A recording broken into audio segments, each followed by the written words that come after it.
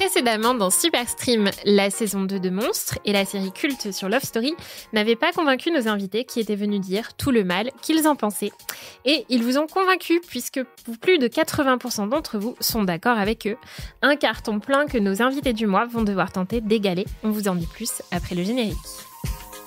Enfin, je préfère la pièce, mais j'aime. Tu défends les faibles et les opprimés. Voilà. C'est pour sortir les anciens dossiers, Laurent. Mais je sais que toi, tu attends. Je te fais un jingle maison. Super Stream. Bonjour à tous, bienvenue dans le 6e épisode de Super Stream, le podcast de télé-loisirs consacré au streaming.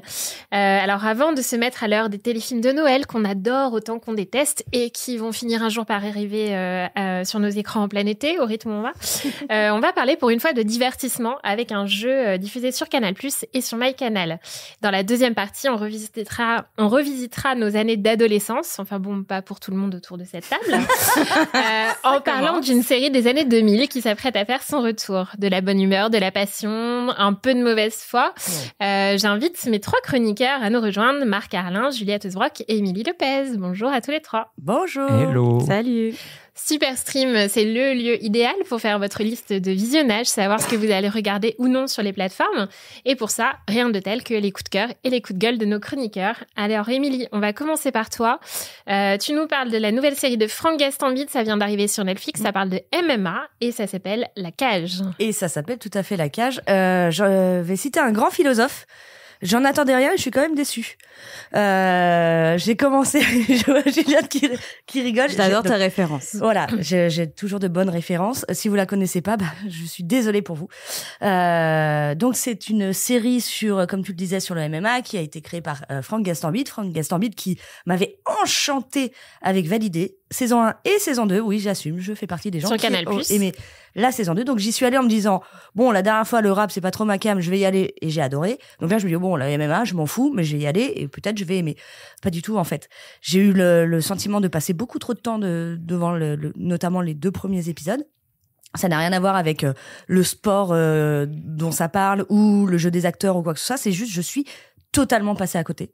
Totalement. Et donc, au fil des épisodes, donc je regarde, je me dis, bon, why not? Je faisais mon puzzle en même temps parce que vraiment, j'ai pas accroché, mais je me dis, je vais aller jusqu'au bout parce que déjà d'une, ce serait bien que j'aille jusqu'au bout pour pouvoir vraiment dire si j'ai aimé ou pas dans ce podcast. Et je crois qu'il n'y a que 5 épisodes. Et il y a que, t'es sûr? Parce que ressenti, c'était pas ça. En plus, ce qui est dommage, c'est que visiblement, il y avait des superstars de ce sport-là, sauf que moi, je les connais pas. Donc, je sais pas, il aurait peut-être fallu que j'ai un petit update au début de chaque épisode. Genre, lui, c'est genre le Zizou du MMA. Lui, c'est plus le Mbappé, lui, c'est plus le Griezmann, j'en sais rien. Mais une espèce de truc qui me fasse comprendre donc de qui on parlait. Mais je suis très contente pour lui et c'est génial qu'il ait réussi à les avoir.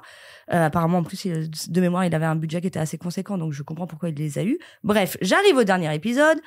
Que je peux spoiler, je suis désolée, ça fait bien 2-3 semaines que la série elle est sortie. Désolée, je vais spoiler, si vous voulez plus m'écouter, ne m'écoutez plus.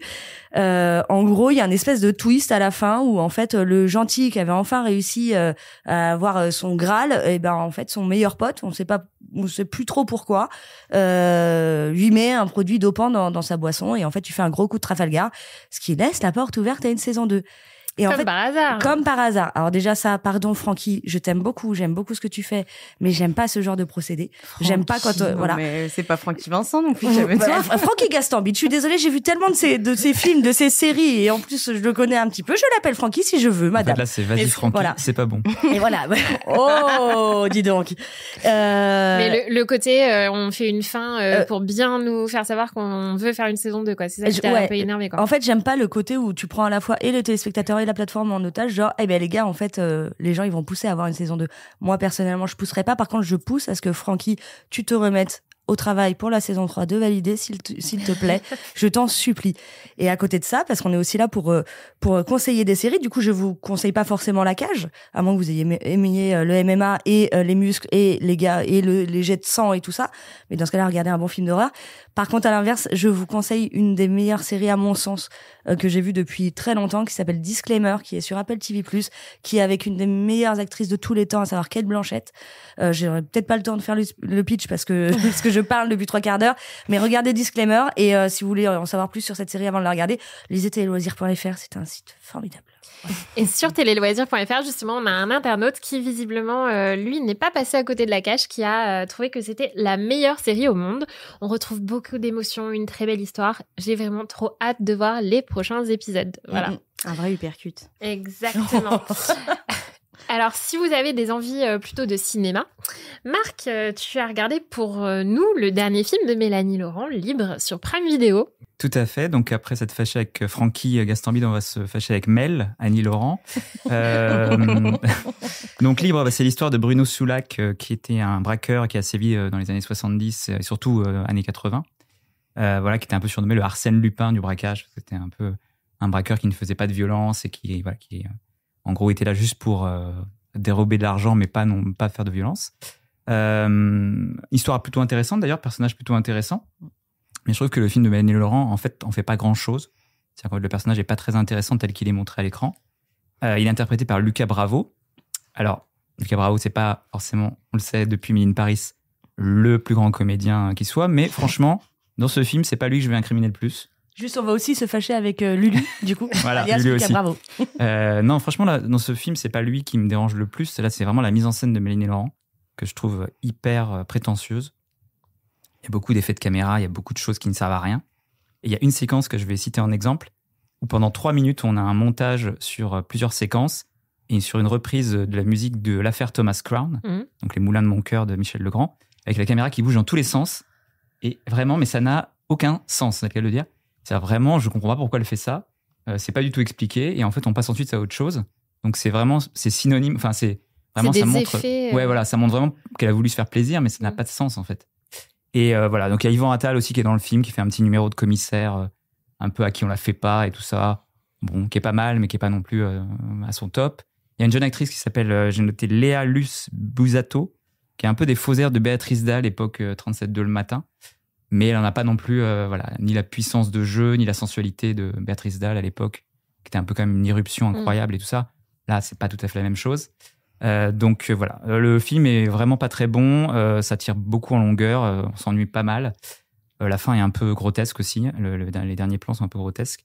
Et voilà, et donc à la fin, Libre, on a aussi envie d'être libéré de ce mauvais film. Émilie, je te vois hocher la tête depuis 5 minutes là. Oui, je suis tout à fait d'accord. Effectivement, ce fameux plan où ça tourne, déjà moi ça m'a donné la gerbe.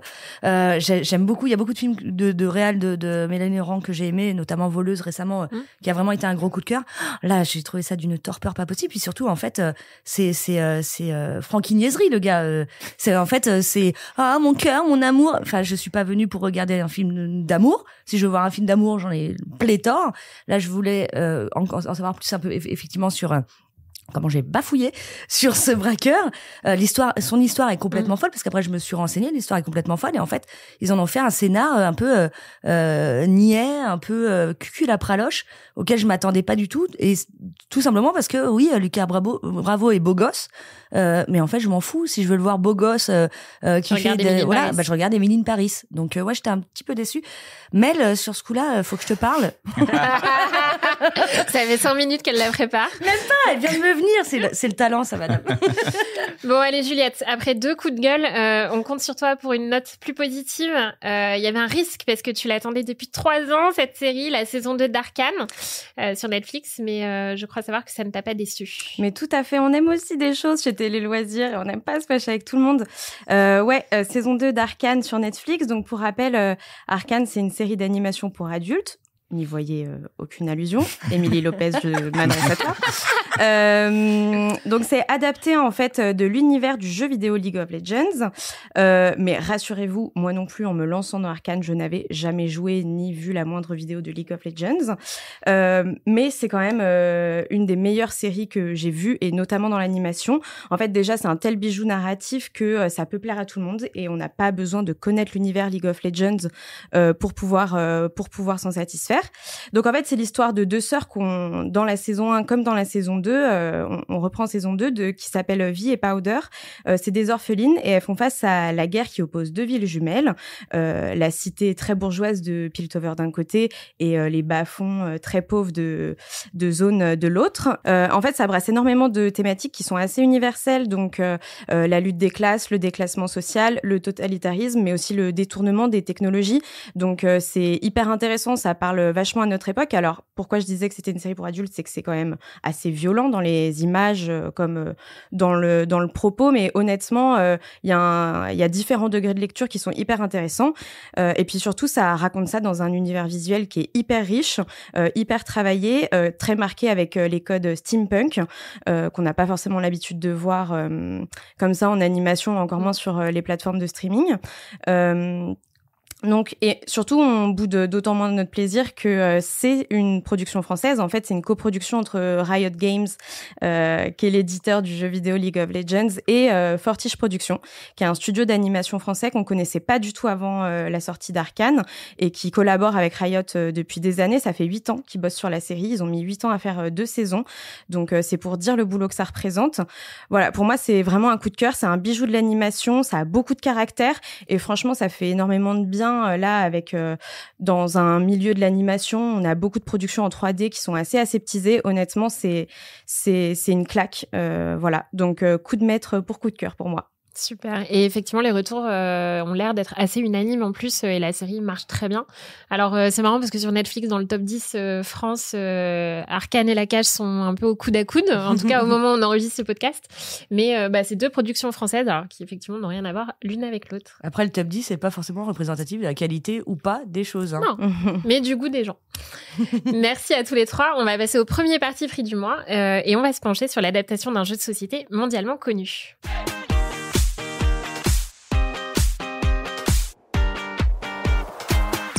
Alors, vous y avez sans doute déjà joué en famille ou entre amis, mais Canal+ a décidé d'adapter le jeu de société mondialement connu, Les Loups-Garous de Tierce-Lieu. Alors, Les Loups-Garous, pour resituer, c'est comme un jeu de rôle. Chacun se voit attribuer donc un rôle. La plupart du groupe sont des villageois lambda, et il y a dans le lot 3 loups-garous qui doivent tuer les villageois. Et le but du jeu est que chacun essaye de démasquer qui est qui et de démasquer les loups-garous. Canal+ a décidé d'en faire une émission de divertissement, et notre journaliste Katia Rimbert s'est complètement prise au jeu. Bonjour Katia. Bonjour. Moi j'ai trouvé ça tout bonnement génial. Je crois que c'est la meilleure émission que j'ai vue depuis des années. Déjà, j'aime bien Loup-Garou, mais honnêtement, c'est pas non plus mon jeu de société préféré. J'ai pas fait énormément de parties, mais j'ai trouvé que c'était formidable, hyper bien pensé, parce que du coup c'est en temps réel, donc pour ceux qui l'ont vu ou pas, pour avoir un peu plus d'explications, c'est vraiment quand le village s'endort, il y a une vraie nuit, les candidats dorment sur place, ils se réveillent le lendemain. Du coup les éliminations sont extrêmement brutales, parce que d'un coup il y a des villageois ou des loups-garous qui sont éliminés sans pouvoir parler aux autres candidats, etc., se justifier ou quoi. Le décor est super, l'ambiance est géniale, ça nous plonge vraiment dans un vrai truc de on se méfie de tout le monde, etc. Et je trouve que, comparé aux traites, par exemple, parce qu'au début j'avais très peur que ça ressemble aux traites sur M6, présenté par Eric Antoine. Là, c'est pas du tout la même chose. Donc, j'avais peur que ce soit le même jeu de stratégie. Je me suis dit, ils font loup-garou, mais bon, ça va être les traites bis. Pas du tout. C'est 100 fois mieux. Je me suis prise au jeu dès les 10 premières minutes d'épisode. J'ai tout bingé au fur et à mesure que j'avais les liens pour les voir, évidemment. Et je suis pas du tout déçue de la fin, parce que j'avais peur du coup que l'issue soit un peu décevante. Et il y a, alors je sais pas dans quelle mesure on peut peut-être pas tout spoiler. Voilà, on ne dit pas tout parce que c'est tellement génial qu'il faut voir et pas savoir. Mais il y a un énorme cliffhanger, il se passe vraiment un truc dans les derniers épisodes qu'on ne voit pas venir du tout et qui est spectaculaire. Voilà. Donc j'ai adoré. Je suis extrêmement subjective sur le sujet. Alors, qui trouve autour de cette table que c'est l'une des meilleures émissions de ces dernières années? Qui s'est pris au jeu? Juliette? Ouais, moi aussi, je me suis vachement pris au jeu. J'attendais, j'étais hyper curieuse de voir ce que ça allait donner.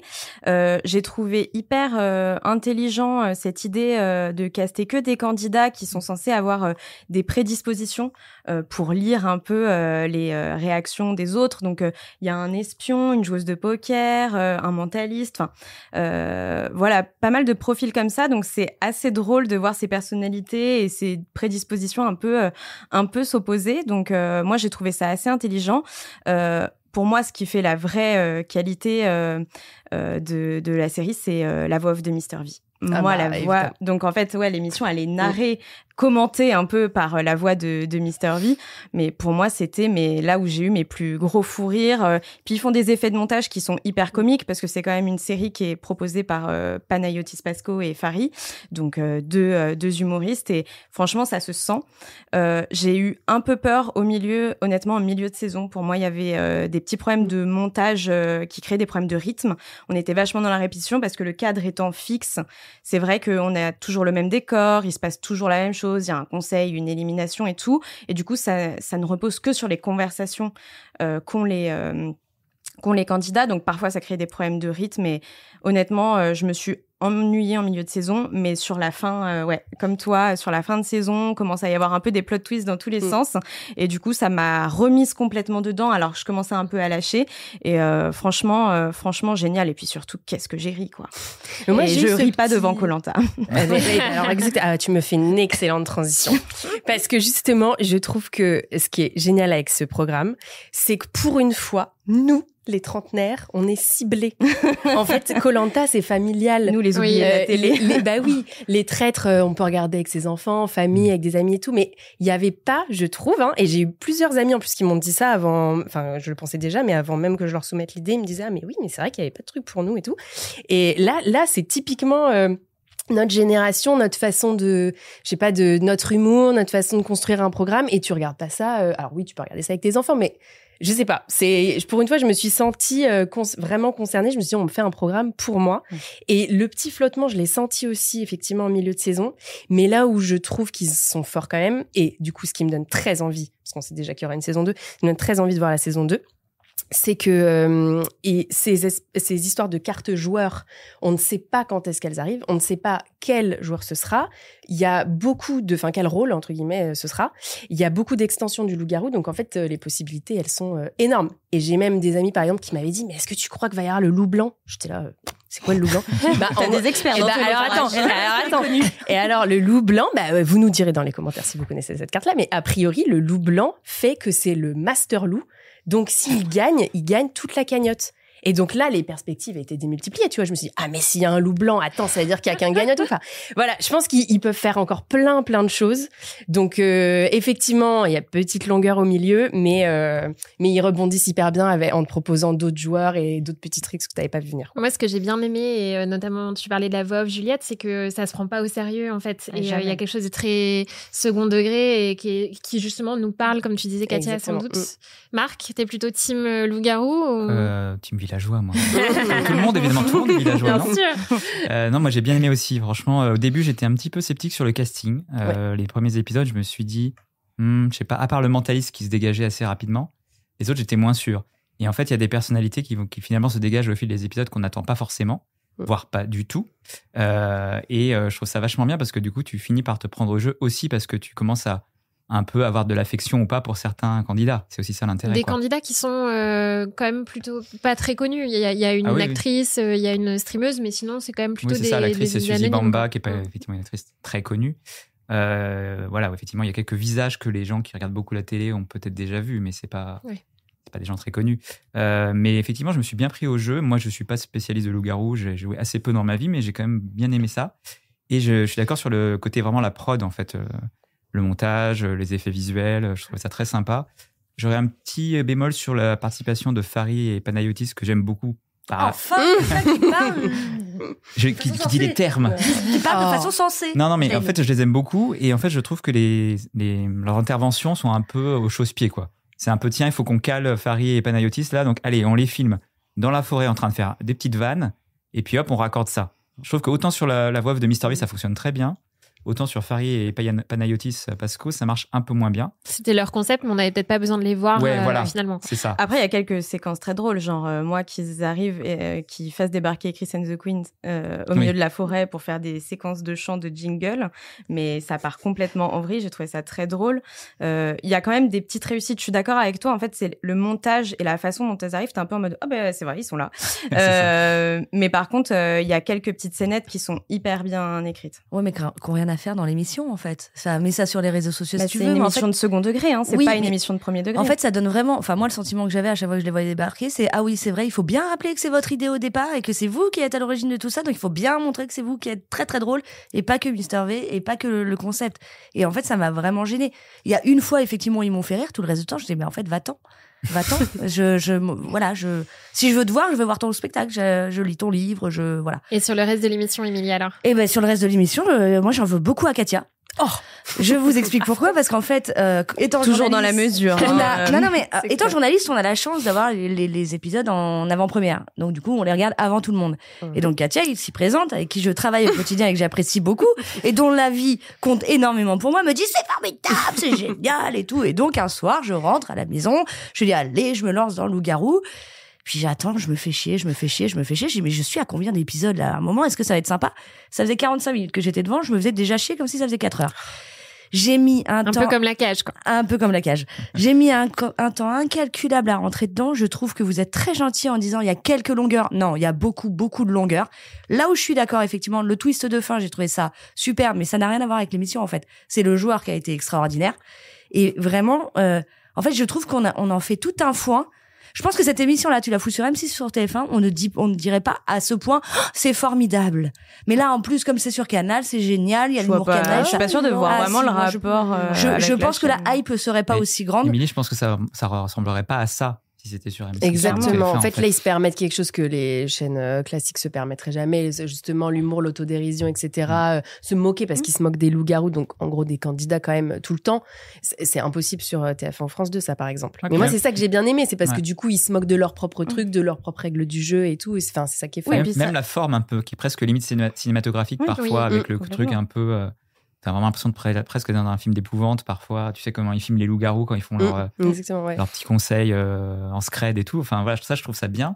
Je sais pas si ça serait passé sur une chaîne. Non, j'aurais dit bon ça on s'en fout, on l'enlève quoi. Et puis il y a ce que Katia disait tout à l'heure, c'est la cible aussi de l'émission, c'est-à-dire que Katia disait on a enfin une émission pour les trentenaires et grosso modo les quadras aussi. Mais en fait TF1 et M6, pourquoi ce serait jamais arrivé sur TF1 et M6? Parce qu'ils s'adressent pas vraiment à ces cibles-là. Koh-Lanta, tu l'as dit, c'est familial. M6, c'est familial. On va chercher les parents, on va chercher, tu vois, des prescripteurs d'achat dans les foyers, etc. Là, Canal, effectivement, les abonnés, c'est une cible qui est différente, mais ça permet aussi de faire, tu vois, cette émission-là. Donc, c'est la raison pour laquelle t'as raison. Ça pourrait pas être sur TF1 et M6, mais pour moi, c'est pas réussi parce que c'est diffusé sur Canal. C'est réussi parce que ils ont tenté autre chose, que c'est hyper différenciant. Et c'est ça qui et qu'effectivement, il y a un ton que tu peux te permettre sur Canal. Évidemment. Que tu ne permettrais pas. Après, je dis pas que c'est mauvais, hein.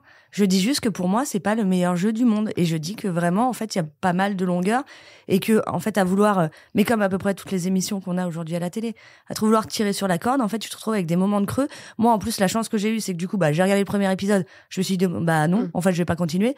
Sachant qu'il y avait Superstream, je me dis, je vais tous les finir, mais j'ai eu cette chance-là, à l'inverse de vous, c'est tous me les binger. Vous avez dû attendre à chaque fois, chaque semaine. Et je pense que si, effectivement, quand il y a le moment de creux, qui est vraiment pour moi très marqué, si j'avais dû le regarder chaque semaine, je suis pas sûre que je serais revenue la semaine d'après, tu vois. Je sais ce que tu veux dire. Et je trouve ça dommage parce que effectivement, et je suis d'accord avec toi, Mister V, il m'a fait crever de rire.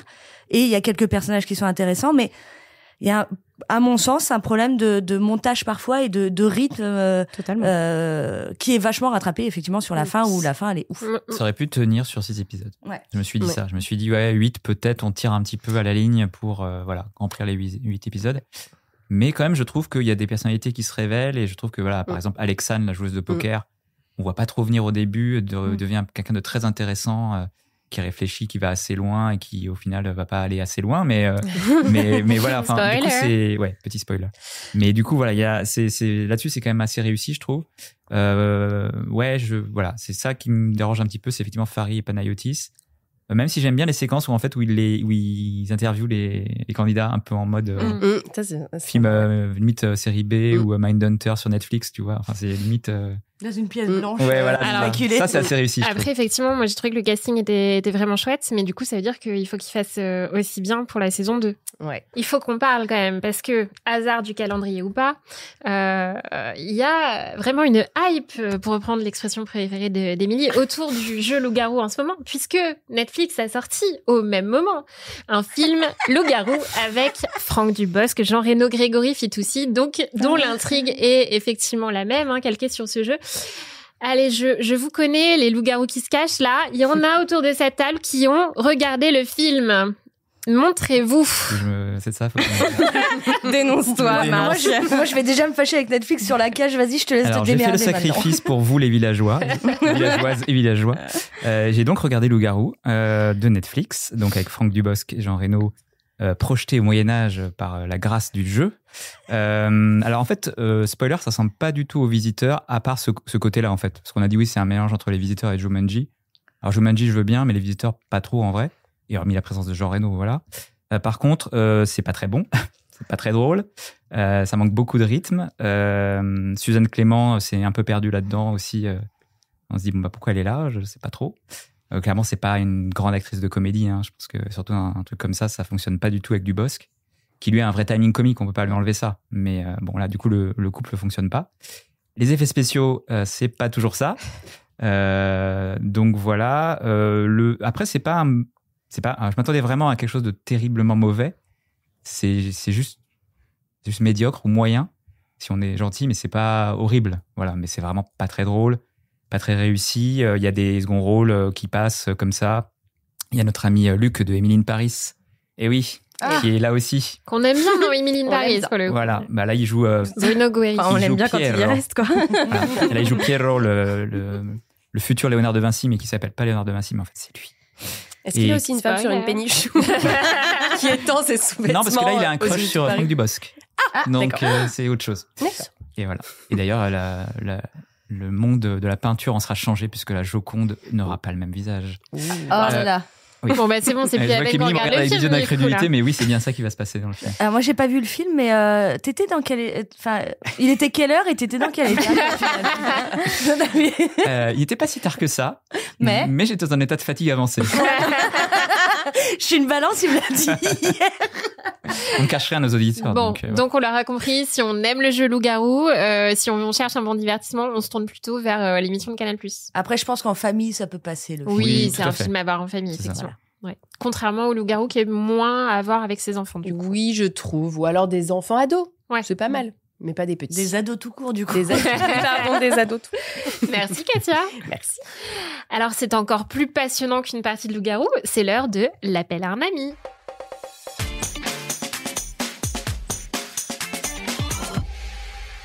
Allez, comme chaque mois, on va remettre les compteurs à zéro pour le jeu L'appel à un ami. J'espère que vous avez révisé tel des candidats de questions pour un champion. N'oubliez pas les paroles. Élaborez vos stratégies de loup-garou. On commence tout de suite avec les titres alternatifs. Ouais. Allez, un facile pour vous chauffer. L'agent de minuit. Night Agent. Ouais, un point pour Marc. Night Agent, série Netflix qui vient d'annoncer la date de sortie de la saison 2. Ce sera le 23 janvier. Vous avez hâte? Je veux plus jouer, moi. Question, Laurence, est-ce qu'il y a la méthode Lincoln dans les... Joker. Alors, qui a hâte ou pas hâte de Je n'ai cette pas saison vu 2? la première saison, j'avoue que ça me passionne pas. Émilie, J'ai pas tu vas vu regarder non plus, mais je peux même faire pas en semblant faisant si t'as un besoin. épisode. Non, pas de souci. Marc, non plus. Je passe mon tour. Ok, bon bah écoutez, moi je l'ai regardé. Il était tard. C'était bon, c'est un bon divertissement d'action. Toi aussi, t'étais fatiguée. Oui, pour d'autres raisons, mais oui. Alors, révélation sous l'eau. Sous la scène. Oui, dis donc, il n'y a que Marc qui est réveillé Mais ou je l'ai quoi, dit là la semaine dernière. Ah, mais oui, mais c'est pas grave. Mais pourquoi C'était sous la pas la scène? semaine Mais pourquoi dernière, révélation sous l'eau? C'est Enfin, écoute, sous l'eau, oui, mais tu je sais demanderas pas. à ChatGPT, c'est lui qui fait les C'est parce qu'il y a... Oh, ouais, mais attends, Alors, mais moi, vous me perdez aussi. Effectivement, on avait vu juste dans le 2e épisode de Superstream, on était un peu comme ça précurseur. Le film de Netflix, aux surprises, va avoir une suite. Wouh. Et ça vous inspire quoi? Wouh. Parce qu'on n'avait pas été hyper tendre avec le film quand même. Bon, écoute, moi, j'avais plutôt apprécié le premier. Hâte de voir. Après, j'avoue, c'est ce qu'on avait dit dans le 2e épisode, que ce serait pas mal que ce soit genre sous la Tamise ou un truc comme ça. ce serait bien que ça s'exporte un petit peu. Là, il disait qu'il y aurait le retour de Bérénice Bejo et de Nassim Liès, donc les mêmes protagonistes. Si on pouvait juste changer de canal, ce serait pas mal. De canal. De canal d'eau. De Ah, fleuve. d'eau, d'accord. fleuve. Je me disais de canal, mais pardon. Reste sur notre Non, mais J'avais plutôt envie de le voir aussi, en fait. Ouais. Ouais. Ok. Mais parce que t'as un crush sur Bérénice Bejo. Non, pas du tout. Bon, Pas vraiment. Je sais pas. Non, non. Moi, peut-être un jour, comme ça. En faisant Voilà, un puzzle. en faisant un puzzle, tout à fait. Alors, justice sur 4 roues. GT Max. Non, c'est pas juste Ah non, il y a deux. Il y a deux. Ah. Il n'y a pas 4 On en a 4 parlé roues. il y a à peu près 3 secondes et demie. Sous la scène. Non. La méthode Lincoln. Oui. Enfin, la défense Qui Lincoln. s'appelle en fait la défense Lincoln. Tu m'as pas fait ça. Ah non, il est pour moi celui-là, je suis désolée. Baby, Alors, Pourquoi donc, justice sur 4 roues? parce que 4 roues, la voiture, la défense Lincoln. Mais c'est pas un avocat. Bah, Bah, c'est si. un Ah, mais avocat, mais la la Lincoln, Lincoln, c'est la la voiture. voiture, d'accord. Alors, la saison 3 de cette série, donc judiciaire, vient de sortir sur Netflix. On attend encore l'annonce de la saison 4, mais bon, a priori, ça devrait rouler. On espère, vu comme nos lecteurs adorent. Allez, le suivant, vie de plage. Beach. Night Beach. Non. Non. Vie de plage, vie de plage. Outer Banks. Non. Ah, ça aurait été bien, Ouais. ça. Ou alors, jeunesse à la française. Ça peut peut-être vous mettre sur la voie. Jeunesse. Cruel Emily in Intentions. Paris. Cruel Intentions. Non, on parle pas. C'est pas de la série. Ah. Ah, c'est un film. pas du film. Ah, c'est un doc. C'est pas du doc. C'est une on sait émission. pas. C'est pas du doc. C'est un divertissement. Exactement. Ah non, Ah, Frenchy c'est... Shore. Ouais. dis donc. Ah, j'adore Et- Frenchy Shore. Les filles, Marc, il est en train de vous mettre une pâtée là. Oui, mais alors, pour information, il est 14h30 quand on enregistre. Ce midi, c'était vendredi frites. Moi, je digère. On a mangé tous la même chose. Frenchy Juliette. Shore, l'émission de télé-réalité de Paramount Plus qui revient donc pour une saison 2 le 23 novembre. Soyez honnête, qui sera devant son écran? Moi Ah, mais moi, même toi. J'ai adoré la saison 1. Non, mais elle est Il y avait même pas besoin géniale. de la- T'as je sais adoré. Ah Donc ouais là, tu viens de passer une demi-heure à dégommer loup-garou et tu nous dis par contre Frenchy Shore, ça, c'est vraiment du bon divertissement de Adore- qualité. Est-ce que je te juge, moi, sur tes choix? Oui. Oui, c'est vrai.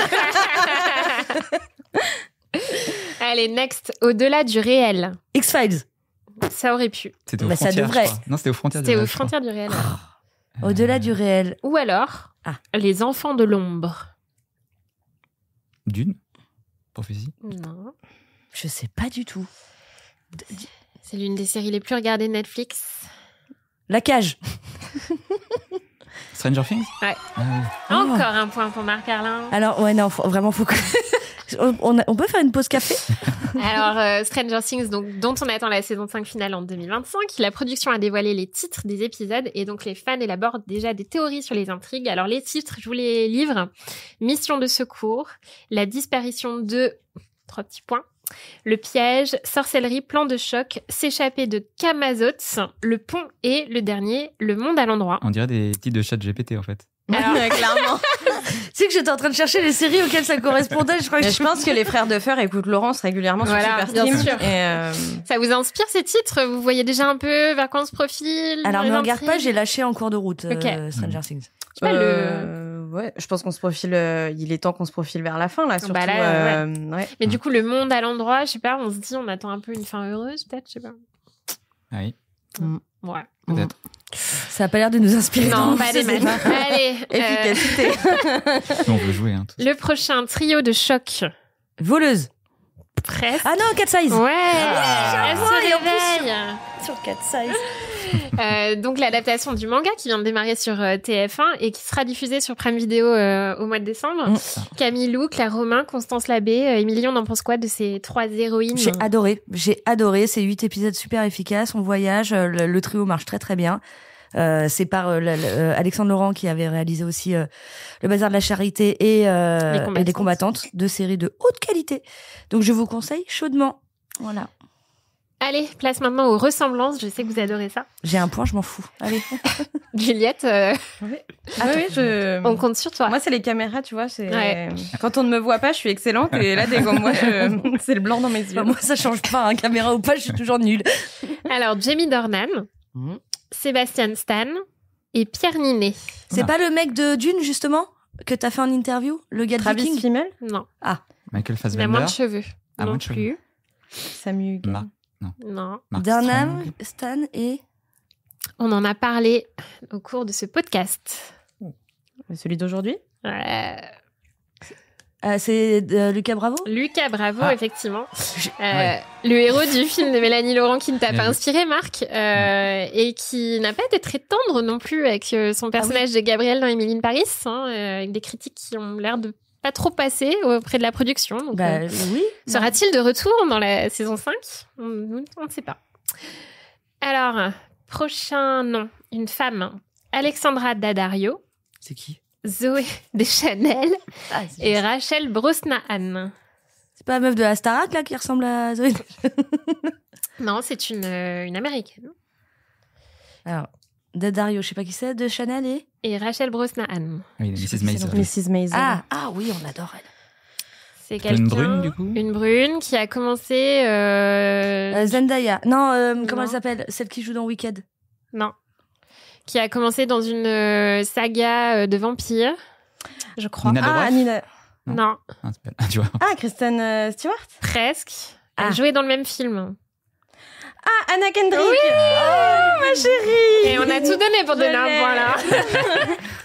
L'histoire Bon, d'Anna il Kendrick, l'avait c'est- pas en face. Ah, Anna c'est pas. Kendrick, qui vient de réaliser son premier film, le thriller Une femme en jeu sur Netflix, dans lequel elle joue également. Allez, peut-être plus facile, l'heure des résumés, toujours Ah. concoctés par C'est ce qu'on préfère, hein, ChatGPT. franchement. Ouais. Là, je respire. Allez, celle-là, elle est facile. Une ambassadrice plongée dans des conflits. La mondiaux. diplomate. Alors là, Ouais, allez, un chacun. je crois que c'est un chacun. Ok, ouais. ok. Mm. Alors, Faudrait le replay en fait. Il faudrait la VAR dans ce jeu. donc la saison 2 de la série politique, effectivement, La Diplomate avec Kerry Russell vient de sortir sur Netflix. Vous l'avez vu? Elle est dans ma liste depuis le lancement de la saison 1. Pas encore. Ok. Ouais, je vous conseille. Saison Mais pareil, 2, c'est très bien, c'est saison pour 2 ça. un peu moins bien que la 1, mais avec un cliffhanger de fin assez exceptionnel. Cliffhanger de fin, c'était un peu redondant. Tu noteras que personne n'a relevé. Hein. Alors, une enquête sur la disparition d'une enfant révèle les effets. Les enfants Il y a sont des rois. enfants. Je crois que Un c'était peu. Marc. Ouais, quand même, c'est hein. Marc. Ouais. Je l'avais. En Série plus, regarde. française. Oui, tout à fait, avec Doria fait. Tillier et Géraldine Nakache, adaptée d'un roman de Delphine de Vigan. On regarde. La série est super, la réal est relou. Ah, t'as trouvé? Je suis pas Ah du tout ouais. Moi, j'ai d'accord. trouvé. Moi, au contraire, ouais, comme Non. Marc, j'ai bien aimé la réal. Non, j'ai détesté la réal, vraiment. Marc? Qu'est-ce qui t'a gêné le côté Ah bah le côté viens on met des animaux partout ils servent à rien. Pardon, à un moment il y a un corbeau il boit dans une piscine. Ce plan n'a absolument aucun intérêt. Il y a un autre moment où dans la chambre de la petite il y a des souris. Tu te dis ça va avoir une incidence. Que dalle. C'est Comment juste d'avoir t'aimes envie- pas les métaphores? C'est fou. non mais tu sais mais moi je suis très premier degré. Hein. Moi je suis pas intelligente. Je crois ce que je vois. Je suis comme Saint Thomas. Moi, j'ai bien aimé le décalage entre l'univers un peu pop, coloré, rose bonbon de la chaîne YouTube et le côté sombre de l'enquête. Ça, j'ai trouvé que c'était sympa. Ça Oui, marchait bien. Mais c'est les petits atouts, les petits rajouts de temps en temps où je me suis dit mais pourquoi en fait tu veux montrer quoi? Mais Voilà. je trouve qu'il y a quand même un travail sur la mise en scène, les images, les différentes images, les portables qui filment, les écrans, etc. Et la mise en scène un peu qui des fois tire vers le film d'horreur limite, que je trouve plutôt intéressante sur un film, c'est une enquête policière assez classique finalement. Je trouve ça intéressant d'avoir mis cette petite couche un peu film de genre. Mais après oui, il y a deux, trois trucs symboliques un peu qui servent à rien, mais bon ça c'est pas grave, c'est pas très long hein, sur ces épisodes là. Tu pinailles un peu quand même. Hein. C'est pas du tout mon genre de pinaille. Non pas du tout. Allez, next, une lutte de clans pour le contrôle d'une planète désertique. Dune. Prophétie. La série dérivée qui vient de démarrer sur Max, avec un épisode par semaine. Alors, si on est fan de Dune, on regarde ou pas? Si on est fan de Dune, et même si on n'est pas fan de Dune, parce qu'en fait c'est un préquel des films, donc pas besoin d'avoir été voir Timothée Chalamet et Zendaya au cinéma pour regarder la série. Si on aime la science-fiction, franchement ça se tient bien. Moi j'ai vu 4 épisodes pour le moment. Franchement j'ai bien aimé. Il y a du rythme, des nouveautés. Qu'est-ce qu'il y a? Non, Laurent, ça me regarde parce que on ne demandera pas à Émilie ce qu'elle en a mais pensé. non, j'explique aux Vu autres. qu'elle ne l'a pas vu. C'est qu'hier, on était tous. Qu'elle en a pas pensé plutôt. On était à l'avant-première, on était au Grand Rex à Paris, et le problème du Grand Rex, c'est que les sièges sont très confortables et que j'ai tendance à m'y endormir. Donc j'ai fait une petite sieste, mais tout ce que j'ai vu était très sympa. C'est-à-dire 3 minutes. Ouais, c'est ça. Elle a trouvé le final super. J'espère qu'elle n'a pas ronflé. Un homme d'affaires ambitieux du secteur énergétique est prêt à tout pour conquérir des terres et développer son empire. Territoire. Tulsa King. Territory. Non, mais c'est un peu dans ce goût-là, je pense. Yellowstone, Landman. Landman, il est très fort, Marc, ce mois-ci. Hein. The Penguin. Les vendredis, ça me réussit. Alors, On peut Landman... arrêter de compter les points, s'il te plaît, c'est Effectivement, allez, humiliant. c'est bientôt c'est la fin d'ailleurs. La série de Taylor Sheridan, qui est effectivement aussi le créateur de Yellowstone sur Paramount+, avec Billy Bob Thornton et Demi Moore. Et on va quitter les cow-boys pour retourner sur les bancs des matchs de basket qui ont bercé une partie de mon adolescence pour le deuxième parti pris du mois.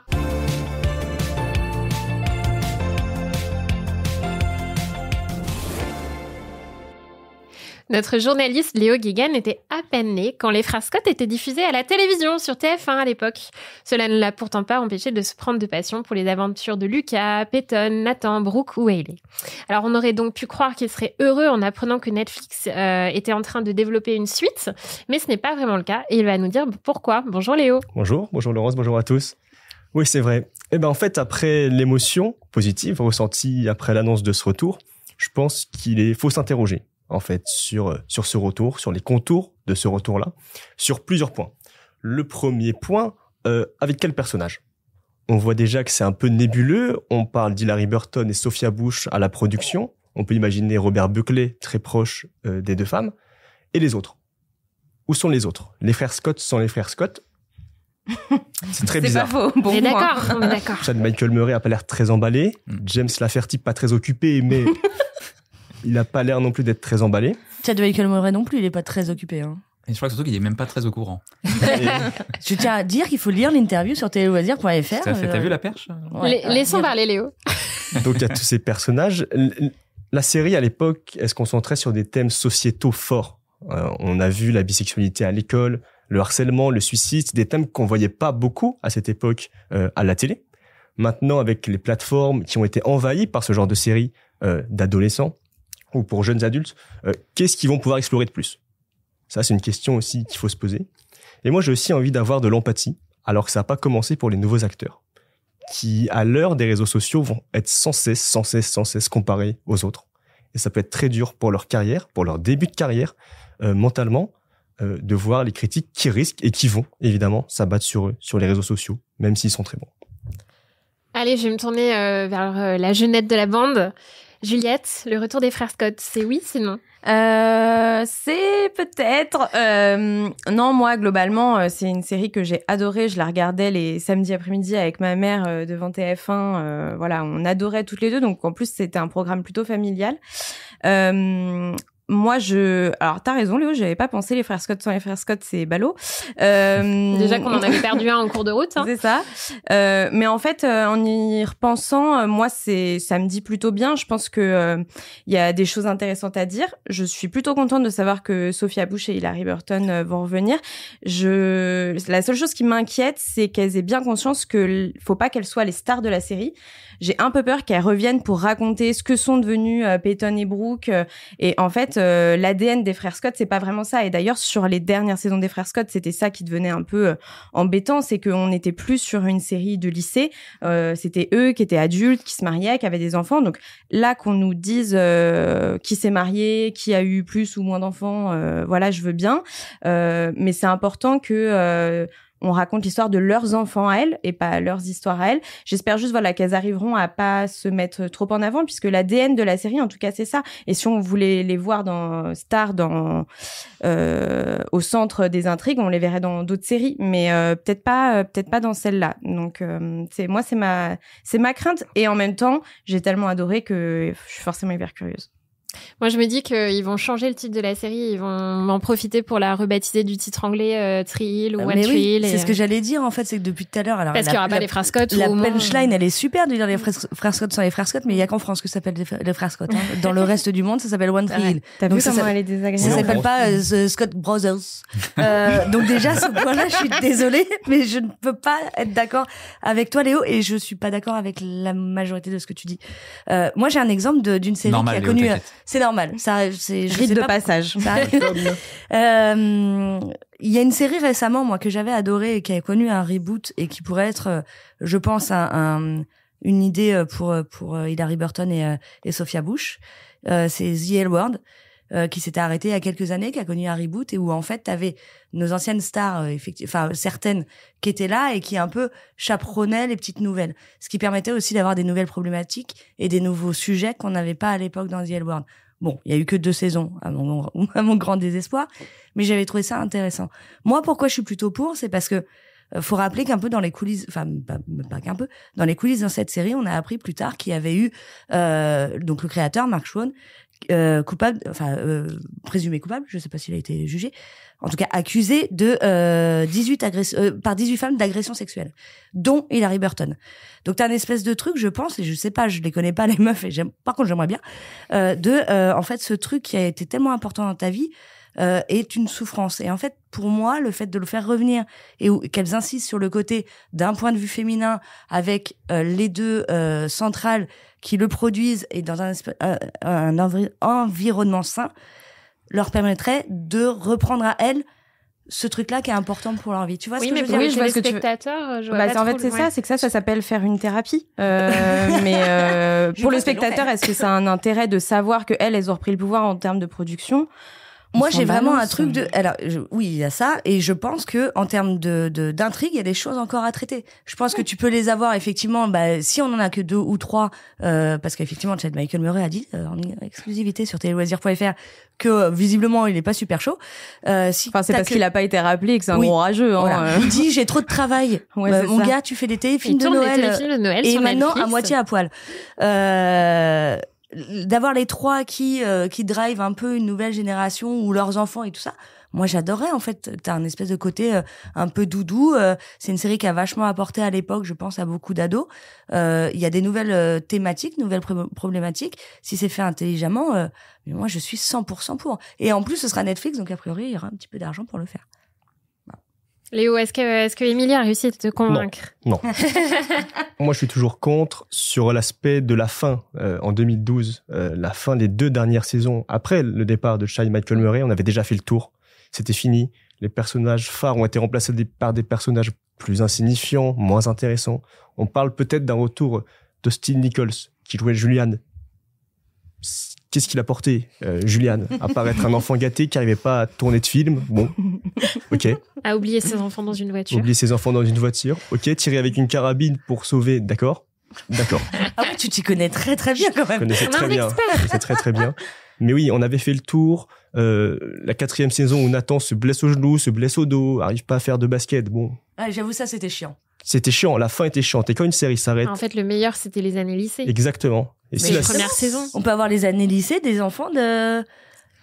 Oui, mais là, si Sophia Bush et Hilarie Burton sont coproductrices, je suis d'accord avec Léo, elles vont avoir sans doute les rôles principaux, alors que les personnages principaux, ça devrait être la génération d'après, leurs enfants, quoi. J'aime bien l'argument de Léo sur les acteurs, l'empathie pour les acteurs qui vont probablement se prendre des shitstorms en disant ouais, mais vous êtes nuls par rapport aux acteurs de l'époque. Moi, voilà, Far Scott, j'ai pas beaucoup regardé, voire pas du tout, mais par contre, j'aime bien cet argument et je pense qu'on peut le mettre sur pas mal de séries qui ont des reboots maintenant.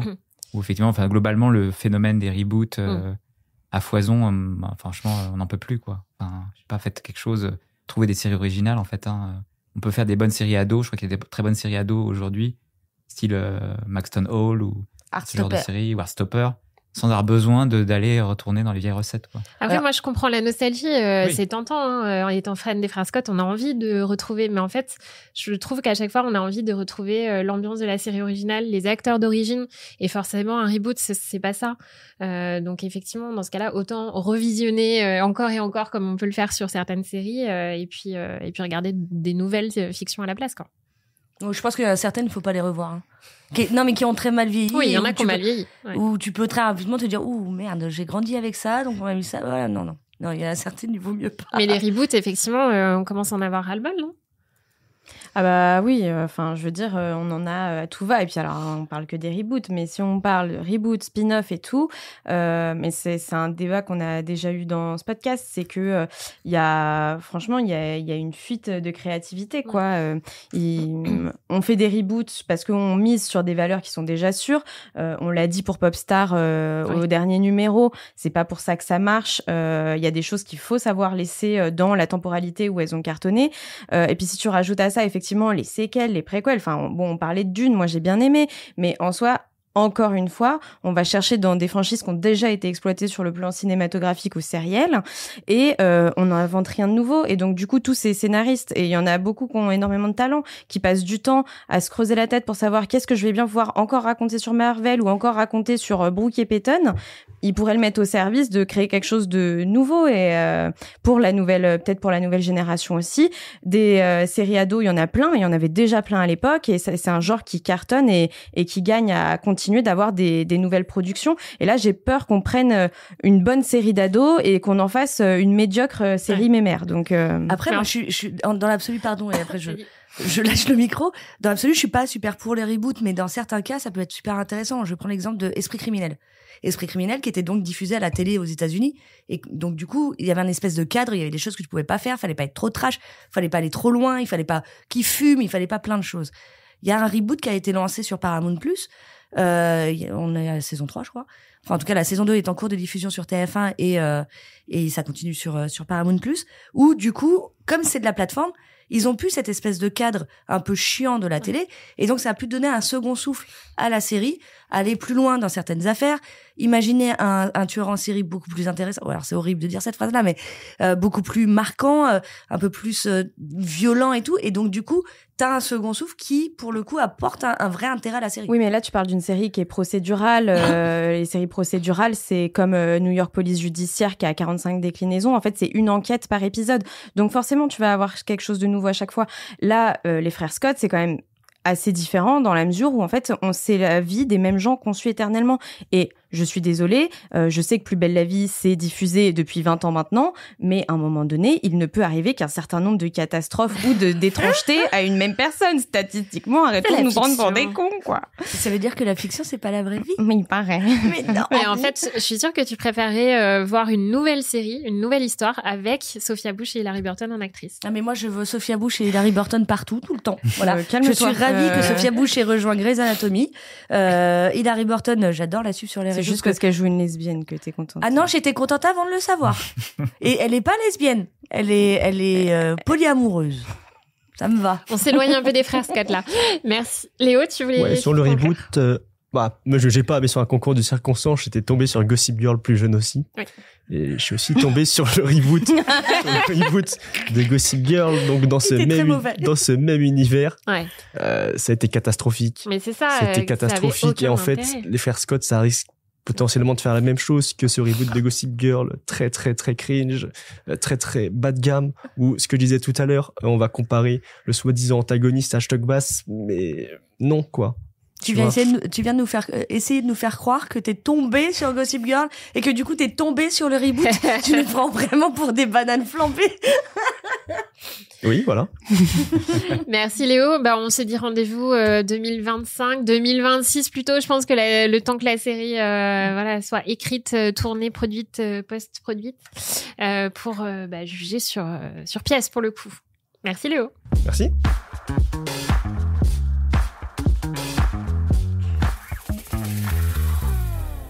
Et on arrive à la dernière partie de cet épisode de Superstream. Et oui, Émilie, je sais déjà. La partie où l'on jette un petit coup d'œil sur les futures sorties à venir sur les plateformes. On commence par Outlander, partie 2 de la saison 7, le 23 novembre, enfin sur Netflix. On y croit, on n'y croit pas. Attention, je vous signale que de votre réponse dépend votre place à l'épisode du prochain Superstream. C'est génial, c'est la meilleure série de tous les temps. J'aimerais bien avoir du Outlander tout le temps. Faites plein de saisons. Non, allez, plus sérieusement. Je regarde absolument pas, mais je sais que toi t'adores, donc vas-y, dis-nous ce que t'en penses. Non, quelqu'un d'objectif un peu là. Moi, j'y crois, je suis sûre que ça va cartonner. Après, je suis pas une Outlander fan, ni Sam Hugan fan, mais je sais qu'elles sont nombreuses. Et honnêtement, non, c'est une série qui cartonne depuis des années sur Netflix. Et ça n'a pas l'air de s'essouffler parce que quand même, là, quand tu me dis saison 7, partie 2, je me dis, oh, waouh, déjà. Qu'on attend depuis un an et demi. Que tu attends depuis un an et demi. Et je me dis, oh, waouh. Et en fait, ça n'a jamais l'air de s'essouffler. Moi, franchement, ça me bluffe. Je me dis que probablement, je rate quelque chose. Et c'est la série préférée de Florent Pagny. Ah, dis donc. Ouais, j'avais fait une interview, il dit ça, t'as un Mais point commun avec Florent Pagny. Fun fact. Voilà. Non, mais oui, ça va cartonner. Et on sait que nos auditeurs, nos lecteurs adorent. Donc, moi, je suis assez, comme Juliette, je suis assez étonné de cette espèce de endurance de cette série. les gens ne s'en lassent pas, apparemment. N'importe quelle micro-intrigue, micro-chose sur cette série a l'air de fonctionner comme rarement une série a fonctionné depuis plusieurs années. J'ai l'impression qu'on revient un peu à un truc de télé linéaire, limite, quoi. C'est vraiment une série que les gens adorent retrouver, même longtemps après, quoi. Ils sont toujours là, ils sont fidèles. Donc, voilà. Respect. Et petit spoiler, ça vaut clairement le coup, ces nouveaux épisodes. En toute objectivité. Totalement. Absolution, le 28 novembre sur Prime Video, c'est un film avec Liam Neeson. Je ne résiste pas à vous lire le résumé qui, cette fois, n'a pas été écrit par ChatGPT. Sugg est un homme de main de la mafia sur le déclin qui met tout en jeu pour reconquérir sa famille dont il est séparé et pour tenter une dernière fois de se racheter en démantelant les opérations d'une organisation criminelle rivale. Mais ça s'appelle pas Taken? Mais il avait pas dit qu'il arrêtait ce genre de film, Liam? Bah, visiblement, il a tout besoin court, d'argent. Ah ouais, mais... À moins que ce soit son dernier. Donc, Ouais, on n'y croit pas, je crois. Hein. après, souvent, Liam Neeson, quand même, ça marche. Hein. C'est vrai. Mais c'est pas parce que ça va marcher enfin, la qualité sera là, tu vois. Tout est relatif. Oui, en général, souvent, Liam Neeson, il doit avoir un partenariat avec Prime Video parce que tous ses derniers films sont sortis sur la plateforme. Et effectivement, c'était plutôt dans le haut du top. Mais maintenant, pour rappel, Prime Video, comme Netflix d'ailleurs, on n'a pas forcément tous les chiffres. Prime Video, encore moins que Netflix. Donc, on voit que c'est numéro 1, numéro 2, numéro 3, mais on ne sait pas sur la base de quelle audience, on ne sait pas en valeur absolue ce que ça fait. Donc, quand on dit ça marche, en fait, c'est quand même au doigt mouillé. Donc, Mais là, c'est pareil, je suis surpris que les gens ne soient pas lassés non plus, parce que franchement, c'est toujours le même film depuis 10 ans. On change le nom du personnage et c'est bon. Voilà, c'est ça. Après, c'est quand même dommage parce que Liam Neeson, c'est quand même à la base. C'était un bon acteur. Très bon acteur. Enfin, vraiment, dans les années 90 et 2000, il a fait des rôles incroyables. Le voir depuis Taken, effectivement, s'épuiser, mais c'est vraiment le terme, je pense, s'épuiser dans des films d'action de plus en plus mous et de moins en moins intéressants, c'est un peu triste finalement. Mais bon. Alors, prochain programme, c'est une série, Senna, le 29 novembre sur Netflix, qui est donc le biopic du célèbre pilote de F1. On y croit pas? Ah, moi, j'adore j'adore tout ce qui est histoire vraie, biopic. Je suis pas du tout, mais alors pas du tout la F1. Mais Senna, c'est vrai que c'est un truc dans l'inconscient populaire, enfin en tout cas dans le mien, parce que j'ai plus de 40 ans et que je me souviens du jour où il est mort. Il y a une espèce d'affection naturelle pour lui. Donc ouais, j'ai très très envie de regarder cette série. J'ai hâte de voir ce qu'ils en ont fait. En plus, ça a été fait en accord avec sa famille. Donc ouais, j'ai hâte de voir ce que ça donnera. Moi, en fait, je savais pas que ce monsieur existait avant. C'est pour ça que voilà, c'est l'instant pas culte, mais inculte. Donc c'est vrai que quand on me disait, il y a la série Senna qui arrive, moi je croyais que c'était peut-être une série politique, je ne sais pas. Et une série sur Senna, le Secret Story. Non, Senna, le Sénat, tu sais, avec les sénateurs. On garde au montage ça, Juliette, ou tu peux. Ah, en fait, tu pensais que c'était une série sur Gérard Larcher. Finalement, en tout cas, je connais plus Gérard Larcher que Ayrton Senna, puisqu'on m'a dit, mais si, Ayrton Senna, on me l'a dit 15 fois à la rédac, et moi j'étais là, oui. Donc, moi, je peux pas dire que ça m'intéresse, très probablement que ça va intéresser plein de gens qui sont nés avant 1990, mais exprès, j'ai dit 1990 pour pas te vexer, en plus. Donc voilà. Donc, je suis pas la bonne cliente, mais probablement ça va bien marcher. Ça peut marcher. J'ai un petit doute sur le fait que du coup, comme c'est validé par la famille, que c'est fait au Brésil, j'ai peur que ce soit extrêmement hagiographique et que ça va être vraiment Ayrton Senna, le héros martyr, etc. Voilà. Nous, en tant que Français, du coup, avec notre petit Alain Prost, je sais pas si on va être bien traité dans la série. Enfin, je sais pas si on sera évoqué. Parce qu'il y avait quand même cette rivalité à l'époque. Alors, je crois que la rivalité est effectivement évoquée dans la série. Donc voilà. Après, pourquoi pas. C'est pas... Pareil, moi, c'est pas forcément quelque chose qui m'intéressait à la base. Ça dépend comment c'est fait. Les biographies, c'est toujours pareil. Et je pense que par contre, ça va marcher, effectivement, parce que c'est quand même quelqu'un qui était très populaire. Et il est un petit peu, alors pas oublié, mais on va dire que pour les jeunes générations, comme Juliette, c'est pas une histoire qui est très connue encore. Et donc, du coup, il va peut-être y avoir une redécouverte de cette histoire. Après, pour le coup, je pense que même si on s'intéresse pas à l'univers de la F1, la série me paraît plus accessible que peut-être la cage, pour revenir à ce dont on parlait quand on s'intéresse pas au MMA. Moi, ça me donne plus envie de regarder Senna que la cage, pour le coup. Ouais, c'est un sport qui est beaucoup plus accessible. Le MMA, en plus, c'est extrêmement violent. Là, c'est des voitures qui tournent, a priori. Pas besoin de... Tu vois, N'oubliez pas que Netflix a remis, du coup, la Formule 1 aussi. Oui, en plus. au goût du jour avec Drive to Survive. Ouais. Donc voilà, ça peut jouer aussi. Allez, dernier programme, une série de nouveau Skeleton Crew qui sort le 4 décembre sur Disney+, et c'est la nouvelle série Star Wars avec Jude Law au casting. Non mais, pardon, hein. Désolé Disney+, mais il y a combien de séries, films, Star Wars? J'en peux plus, j'ai l'impression qu'il y en a une tous les mois. Moi, j'ai arrêté, hein. J'ai arrêté au bout d'un moment. Il y a beaucoup trop de séries et Star Wars, laissons-le aux autres. De toute façon, j'y connais rien, j'y comprends rien. Jude Law, avec ou sans cheveux, avec ou sans perruque, parce que non, moi c'est un non. Ok. Voilà, arrêtez de nous faire chier avec Star Wars. C'est bon, laissez-nous juste Grogu là, le truc là, Baby Yoda. T'inquiète pas, pour le c'est reste, vendredi, arrêtez. tu vas pouvoir aller te coucher bientôt. Ah, je suis fatiguée. Effectivement, moi, ça rejoint ce que je disais tout à l'heure et ce que je dis depuis 2-3 émissions sur les univers cinématographiques comme Marvel et Star Wars qui s'essorent. Donc là, j'ai un peu peur. En même temps, là, ils ont l'air d'avoir pris un nouveau parti parce que avec Ahsoka et les dernières séries, on tournait un peu en boucle sur les mêmes intrigues. Là, ça a l'air de tourner. Alors oui, il y a Jude Law, mais il a l'air d'être entouré d'une petite bande d'enfants.